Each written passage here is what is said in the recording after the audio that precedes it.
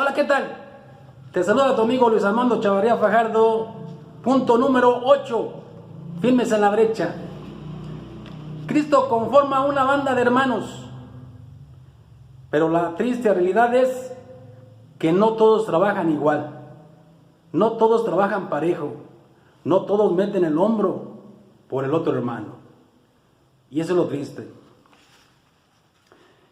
A veces pensamos que quienes trabajamos en la iglesia venimos de holgazanes, sin saber que llegamos patinando a la casa para cambiarnos, para irnos a trabajar a la viña del Señor, o que debemos que esforzarnos poquito más para trabajar con Cristo, o tenemos que desvelarnos, desgastarnos por aprender un poquito para compartirlo, o simplemente para ir a ayudar a la capilla, a una kermés.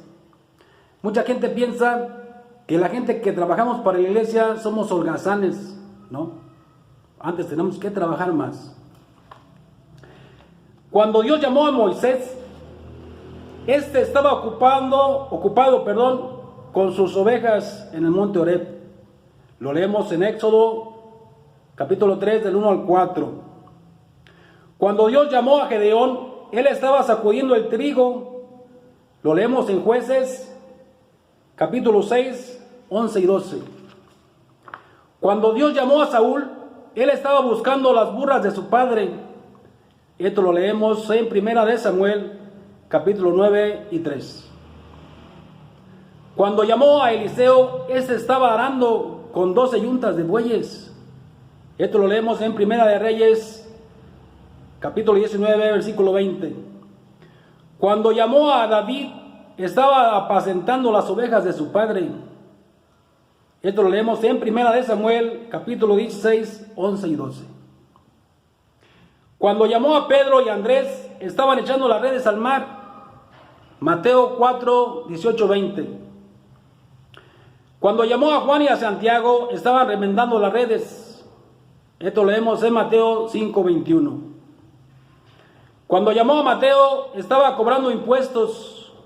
Mateo 9, 9. Ninguno pues estaba desocupado. ¿Y tú, en qué momento de tu vida escuchaste las palabras de Cristo que te llama a trabajar a su viña? No le pongas excusa en decir que estás ocupado trabajando. Todos esos personajes que Cristo llama no están en holgazanes, están trabajando.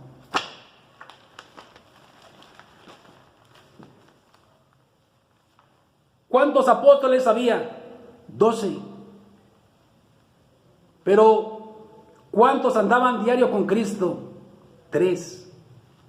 Pedro, Santiago y Juan. A donde iba Cristo, ellos lo seguían. Cuando Cristo resucita a la hija de Jairo, ¿quién estaba ahí? Pedro, Santiago y Juan. Cuando Cristo va después de la última cena al huerto de Getsemaní, ¿quién lo acompaña? Pedro, Santiago y Juan. Hay un dato curioso aquí. Para la cena, para la comida, ahí estaban los 12. Pero para ir a orar, para acompañar a Cristo en su agonía, ahí van los íntimos nada más. Pedro, Santiago y Juan. En todos los grupos hay Pedro, Santiago y Juan. Pero también hay discípulos que nomás están criticando, que están poniendo trabas hacia los que trabajan. Hay muchos que nomás van a la foto cuando viene el obispo o porque es su amigo. Y no cabe duda que los que menos trabajan son los que más trabas ponen. No te preocupes. ¿Qué es lo que pasa aquí? Te acordarás de la transfiguración. ¿Quién acompaña a Cristo? Pedro, Santiago y Juan. ¿Por qué Cristo no se llevó a los 12 a la transfiguración?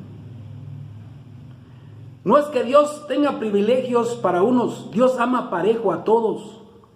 Simplemente que le da ciertas enseñanzas, ciertas alegrías a aquellos que trabajan más cerca con Él en el reino. Por eso se lleva a Pedro, Santiago y Juan a la transfiguración. Ustedes son los que más me han acompañado en mi camino. Déjenme mostrarles un poquito de mi gloria. Los otros dos apóstoles se quedan rascando la panza, para no decir más feo. Dice, déjenlos. La humanidad nos va a dar la gloria a los 12. ¿Qué van a decir? La iglesia está cimentada sobre 12 columnas. Déjenlos que trabajen más que nosotros. Pero resulta que trabajando más para el Señor, te ves cosas que sentado en un sillón en tu casa no las mirarías. Ustedes y yo sabemos de qué estamos hablando. Cuando más trabajas para el Señor, Dios te da oportunidad de que veas cosas maravillosas. Pero hay que trabajar duro. Hay que dejar a veces el trabajo poquito. Hay que salir de tu casa. Hay que dejar a veces la familia para poder viajar, para poder trabajar para el Señor. Dice, ¿quién va a ir a la kermés? Pedro, Santiago y Juan. ¿Quién va a poner los toldos? Pedro, Santiago y Juan. ¿Quién va a la carne asada? Pedro, Santiago y Juan. ¿Quién va a quitar a la capilla lo que se ocupa del zacate? Pedro, Santiago y Juan. Diarios van los mismos. ¿Que no hay más manos diferentes? San Lucas, capítulo 10, del 34 en adelante, dice así. Se acercó, curó sus heridas con aceite y vino y se las vendó. Después lo montó sobre el animal que traía, lo condujo a una posada y se encargó de cuidarlo. Al día siguiente sacó 2 monedas y se las dio al posadero diciéndole, cuídalo y si gastas más, yo te lo voy a pagar a mi vuelta. Palabra del Señor. La palabra del buen samaritano. ¿Qué dice? Gástate, desgástate. Y si gastas más por andar en mi camino, cuando yo vuelva te lo voy a pagar. Desgástate. Hermano, que siempre trabajas en la viña del Señor, no te desanimes. Si nomás vas tú, Pedro, Santiago y Juan, no te desanimes. Dios te va a hacer que veas su gloria de su transfiguración en la misma tierra.